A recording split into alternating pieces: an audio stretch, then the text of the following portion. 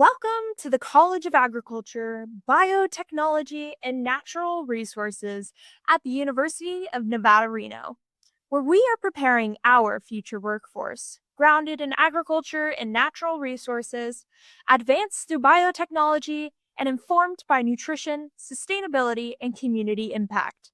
We face complex challenges from water scarcity and wildfire to food security and workforce shortages, and addressing them requires people who are skilled, adaptable, and connected to the communities they serve.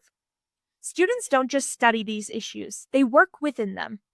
In laboratories across nutrition and biotechnology, in experimentation field labs, and throughout Nevada's forests and rangelands, they gain hands on experience alongside academic and extension faculty and industry professionals.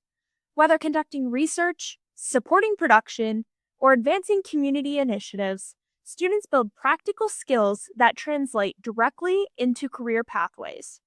We serve students from rural, urban, and tribal communities across the country, including many who are the first in their families to attend college. With mentorship and strong industry connections, they gain not only experience, but direction.